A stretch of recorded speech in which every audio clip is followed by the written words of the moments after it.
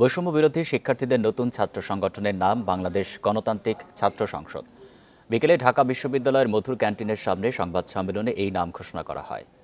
বিষয় আরও জানাতে ঢাকা বিশ্ববিদ্যালয় ক্যাম্পাস থেকে যোগ দিচ্ছেন সহকর্মী নাহিদ কামাল। নাহিদ, এই মুহূর্তে সব পরিস্থিতি জানাবেন। নতুন ছাত্র সংগঠনের কেউ কিংবা যারা বিক্ষোভ করছেন তাদের কেউ সেখানে আছেন কিনা?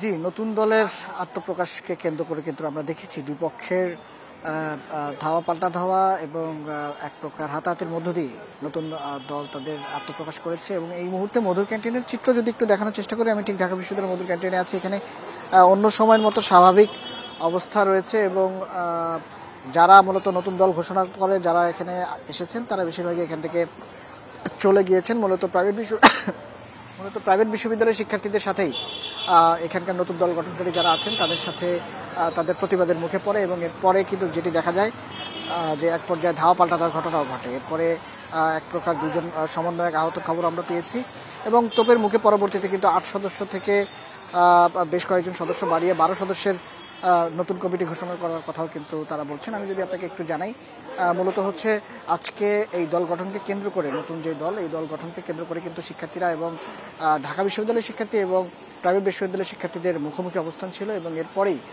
মূলত মুখোমুখি অবস্থান থেকে তাদের যখন কমিটি ঘোষণা করা হয় তখন এক পক্ষ কিন্তু তারা তাদের স্লোগান দিতে থাকে, প্রতিবাদ জানায় এবং প্রতিবাদের এক পর্যায়ে দেখা যাচ্ছে যে পুরো মধুর ক্যান্টিন এলাকা উত্তাল হয়ে ওঠে এবং ধাওয়া পাল্টা দেওয়ার ঘটনাও কিন্তু ঘটে। এবং তারা যেটি বলছেন, প্রাইভেট বিশ্ববিদ্যালয়ের শিক্ষার্থীরা তাদের কাঙ্ক্ষিত যে কয়জন আছেন তাদেরকে নতুন এই কমিটিতে রাখা হয়নি এমন অভিযোগ কিন্তু তারা বারবারই করেছেন এবং এখানেও বৈষম্যের শিকার হয়েছেন এইসব স্লোগান এবং এইসব দাবি কিন্তু তারা জানিয়ে এসেছেন। এবং এরপরই আমরা দেখেছি নতুন এই দলের যারা নীতি নির্ধারক যারা আছেন তারা কিন্তু আমরা দেখেছি ডাকসুতে তারা নিজস্ব বৈঠকে বসেছিলেন এবং এরপরে কিন্তু আবার তারা নতুন বর্ধিত যেই আরও কয়েকজন তাদেরকে কিন্তু নাম ঘোষণা করেন এবং নাম ঘোষণার এক পর্যায়ে মূলত এই মুহূর্তে প্রাইভেট বিশ্ববিদ্যালয়ের শিক্ষার্থীরা ক্যাম্পাস ছেড়েছেন, ক্যাম্পাসের মূলত মধুর ক্যান্টিন এরিয়া ছেড়েছেন এবং নতুন দলের যারা আছেন তারা কিন্তু এখান থেকে ছেড়ে গিয়েছেন।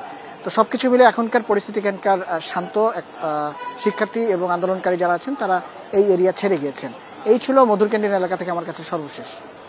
ঢাকা বিশ্ববিদ্যালয় থেকে জানাচ্ছেন সহকর্মী নাহিদ কামাল। এ নিয়ে আরও জানাতে বার্তাকক্ষ থেকে যোগ দিচ্ছেন সহকর্মী নুরে আলম পিন্টু। নুরে আলম, এই কমিটি ঘোষণায় এমন বিশৃঙ্খল পরিস্থিতি তৈরি হওয়ার কারণ কি?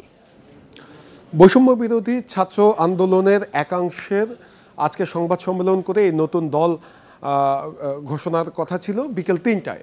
তো 3টার কিছুক্ষণ পরে আমরা দেখি যে বেসরকারি বিশ্ববিদ্যালয়ে শিক্ষার্থীদের একটি অংশ তারা সেখানে নানা ধরনের স্লোগান দিতে থাকে এবং তারা বলতে থাকে যে তাদেরকে বঞ্চিত করা হয়েছে এবং তাদের সাথে আলাপ আলোচনা ছাড়াই এই কমিটি ঘোষণা করা হচ্ছে, তারা এই কমিটি মানে না। এরপর প্রায় 2 ঘন্টা ধরে সেখানে এই বিক্ষোভ চলতে থাকে। পরবর্তীতে যারা কমিটি ঘোষণা করার জন্য এসেছিল তারাও আরেক পাশ থেকে তারাও স্লোগান দিতে থাকে এবং ডাকসুতে এটি বৈঠক হয় সেই সমন্বয়কদের।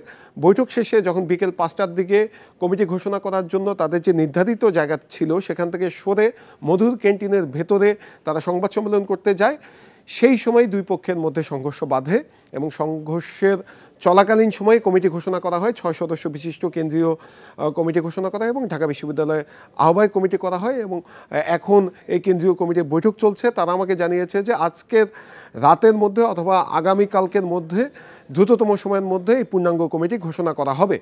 আর বেসরকারি বিশ্ববিদ্যালয়ের শিক্ষার্থীদের একটি অংশ বলছেন যে তাদের উপরে এই যারা কমিটি ঘোষণা করতে এসেছিল এবং ঢাকা বিশ্ববিদ্যালয়ের শিক্ষার্থীদের একটি অংশ হামলা চালিয়েছে এবং তারা বলছে যে তাদের বেশ কয়েকজন আহত হয়েছেন, তারা অভিযোগ করেছেন। এবং আমরা দেখেছি যে পরবর্তীতে যখন কমিটি ঘোষণা দেওয়া শেষ হয় তখন যারা কমিটি ছিল তারা মিছিল নিয়ে বের হয়ে যায় এবং সেই মিছিলটি পুরো ক্যাম্পাস প্রদক্ষিণ করে রোকেয়া হলে রাজু ভাস্কর্যের সামনে যে সে মিছিলটি শেষ হয়। তখন বেসরকারি বিশ্ববিদ্যালয়ের শিক্ষার্থীদের কয়েকজন এসে অভিযোগ করেন এবং তাদের যে সংঘর্ষ হয়েছে সেখানে তারা অভিযোগ করেন যে তাদের বেশ কয়েকজন আহত হয়েছেন এবং তাদের সেই মিছিল থেকে ঢাকা বিশ্ববিদ্যালয় মল চত্বরের সামনে তাদের একজন শিক্ষার্থীর উপরে হামলা চালানো হয় বলেও এই বেসরকারি বিশ্ববিদ্যালয়ের শিক্ষার্থীদের এই অংশটি অভিযোগ করেন। আর আমি এই বিষয়টি নিয়ে কেন্দ্রীয় নেতাদের সাথে কথা বলেছিলাম, তারা বলছেন যে এই কমিটিতে সব বিশ্ববিদ্যালয়ের অংশগ্রহণই নিশ্চিত করা হয়েছে, বেসরকারি বিশ্ববিদ্যালয়ের শিক্ষার্থীদেরকেও সেখানে রাখা হয়েছে হয়েছে। অন্যান্য আরেকটি বিষয় একটু জানাবেন, এখন যেহেতু একটি পক্ষ বিরোধিতা করছে, তারা বিক্ষোভ করছে, তো এখন যে কমিটি ঘোষণা করা হয়েছে, এই কমিটি কি আসলে সামনে পরিবর্তন হওয়ার কোনো সম্ভাবনা আছে কিনা? এখন যে কমিটিটি ঘোষণা করা হয়েছে সেটা আহ্বায়ক কমিটি করা হয়েছে, 6 সদস্য বিশিষ্ট। এই কমিটি তো আমরা যতখানি জানি যে অর্ধশতাধিক সদস্য বিশিষ্ট কমিটি হতে যাচ্ছে। সেখানে যারা কেন্দ্রীয় নেতা রয়েছেন তারা বলছেন যে এই পূর্ণাঙ্গ কমিটিতে সবারই অংশগ্রহণ নিশ্চিত করা হবে এবং কেন্দ্রীয় কমিটির যে 6টি পদ ঘোষণা করা হয়েছে সেখানে জাহাঙ্গীরনগর বিশ্ববিদ্যালয়ের সাবেক শিক্ষার্থীও সেখানে রয়েছেন এবং যে পূর্ণাঙ্গ কমিটি থাকবে সেখানে বেসরকারি বিশ্ববিদ্যালয়ের অংশগ্রহণ, কলেজের অংশগ্রহণ, সবার অংশগ্রহণ নিশ্চিত করা হবে। আমি এই বিষয়টি নিয়ে কেন্দ্রীয় বেশ কয়েকজন নেতার সাথে কথা বলেছিলাম। তারা যেটি বলছেন যে এই হামলার সাথে যদি কেউ জড়িত থাকে তাদের বিরুদ্ধে কঠোর ব্যবস্থা নেওয়া হবে এবং বিষয়টি তারা তদন্ত করে দেখবেন বলে আমাদেরকে জানিয়েছেন।